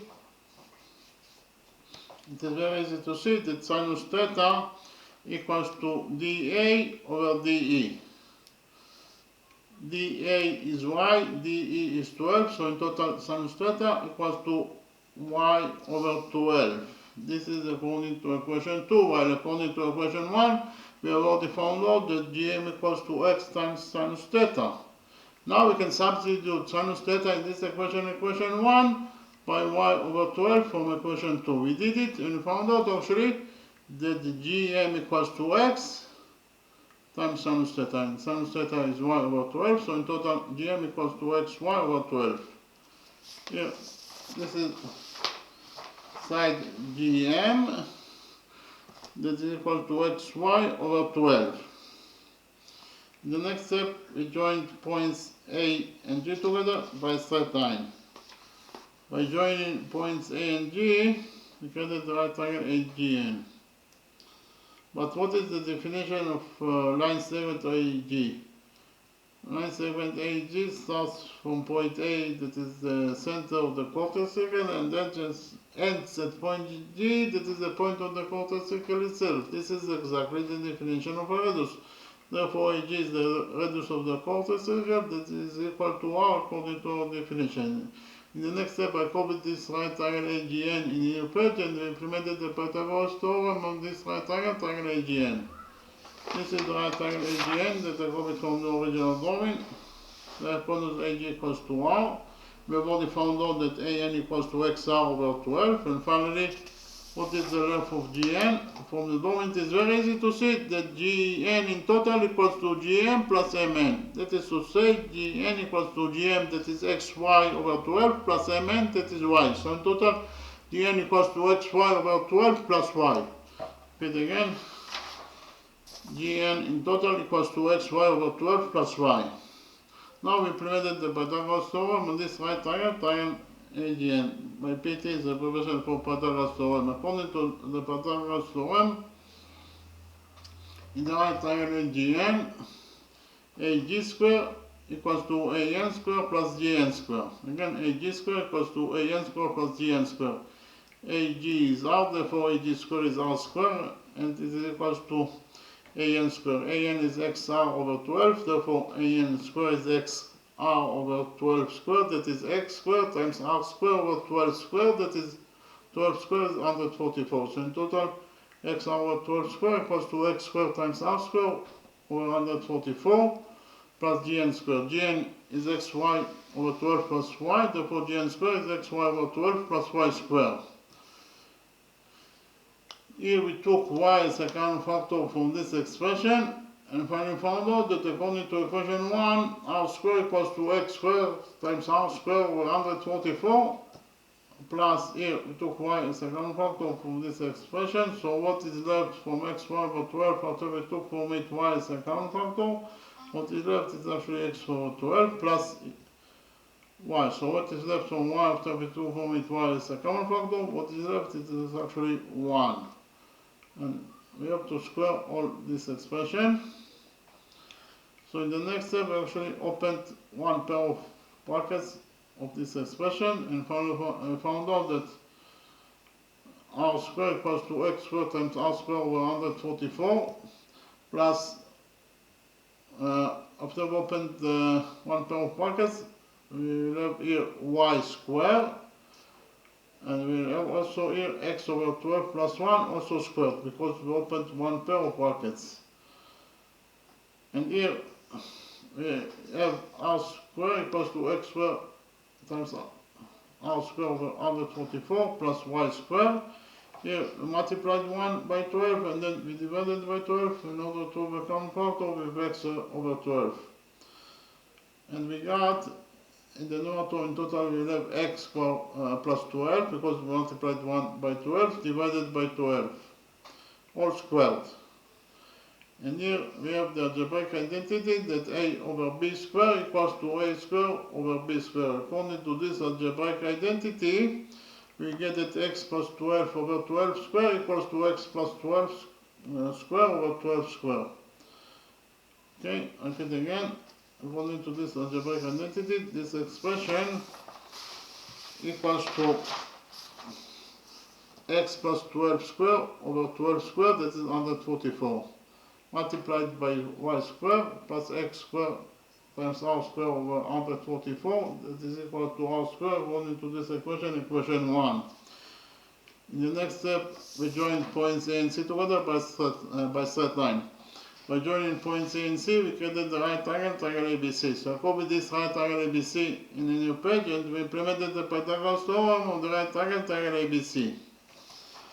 This is the right triangle ABC that I copied from the original drawing. What is the definition of line segment AC? Line segment AC starts from point A, that is the center of the quarter circle, and then to point C, that is the point on the quarter circle itself. This is exactly the definition of a radius. Therefore, AC is the radius of the quarter circle, that is equal to R. If AC equals to R, we have already found out that AB equals to BC equals to Y. They are both the sides of the square, that is equal to Y according to our definition. In this right triangle ABC, according to the Pythagoras theorem, AC squared equals to AB squared plus BC squared. Repeat again. According to the Pythagoras theorem in the right triangle ABC, AC squared equals to AB squared plus BC squared. AC is R, therefore AC squared is R squared, plus it is equal to AB squared. AB is Y, therefore AB squared is Y squared, plus BC squared. BC is also Y, therefore BC squared is Y squared. So according to equation 2, we found out that R squared equals to Y squared plus Y squared. Y squared plus Y squared is 2Y squared, so according to equation 2, R squared equals to 2Y squared. This is according to equation 2. Well, according to equation 1, we have already found out that R squared equals to x squared times R squared over 144 plus Y squared times x plus 12 squared over 144. Now, we can substitute R squared in this equation, equation 1 by 2Y squared from equation 2. We did it and we got here that according to equation 1, R squared is 2Y squared and it is equals to x squared times R squared is 2Y squared over 144 plus y squared times x plus 12 squared over 144. Here we multiplied, we divided this equation, equation 1 by y squared, and found out that according to this equation, equation 1, 2y squared over y squared is 2. Here y squared will get cancelled, and we left only with 2x squared over 144. Here y squared will also get cancelled and we left only with x plus 12 squared over 144. Here we multiplied this equation, equation 1 by 144 and found out that according to this equation, equation 1, 2 times 144 is 288 and it is equals to here 144 in the denominator will get cancelled because we multiplied this equation by 144 and we left only with 2x squared.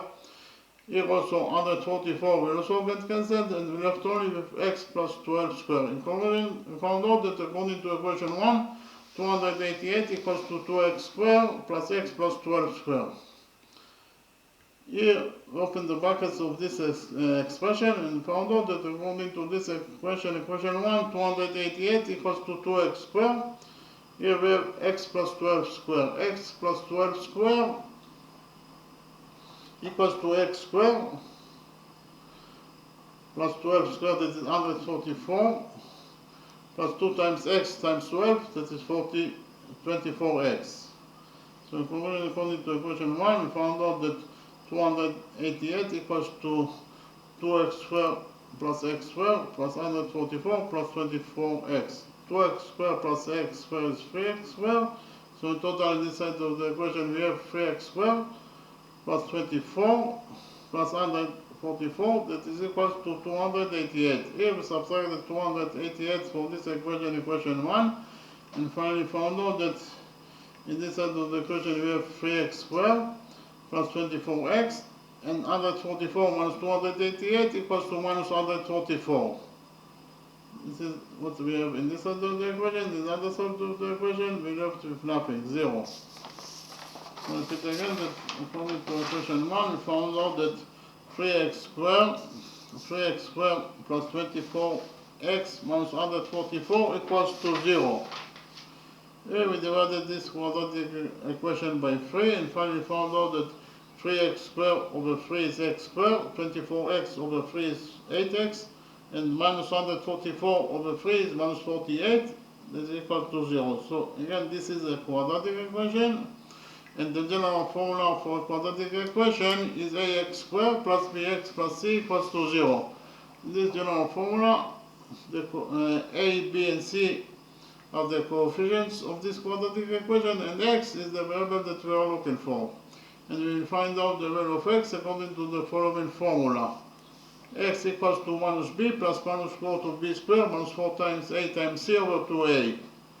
So we'll have to put the value of a, b, and c for our specific quadratic equation inside this formula, and we find out the value of the values of x. And we already found out that the coefficient a in our specific quadratic equation is 1, the coefficient b is 8, and the coefficient c equals to minus 48. Again, we will have to put the values of a, b, and c for our specific quadratic equation, these values inside this general formula for x, in order to find out the value or the values of x for our specific quadratic equation.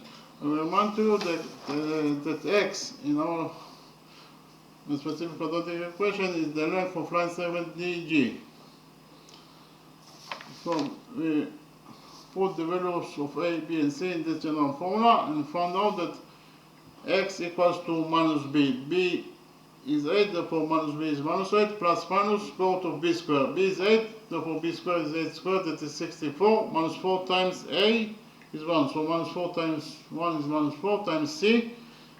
C is minus 48, so minus 4 times 48 is plus 196 divided by 2a. A is 1, so 2 times a is 2 times 1, that is 2. In conclusion, we found out that x equals to minus 8 plus minus, so inside the root we have 64 plus 192 is 256 divided by 2. So in conclusion, we actually found out that x equals to minus 8 plus minus square root of 256 over 2. So x equals to minus 8 plus minus, and the square root of 256 is 16 divided by 2. So here we have two solutions that are possible for x. The first solution for x is that x equals to minus 8 minus 16 over 2. Minus 8 minus 16 is minus 24, and minus 24 over 2 is minus 12. So according to the first solution,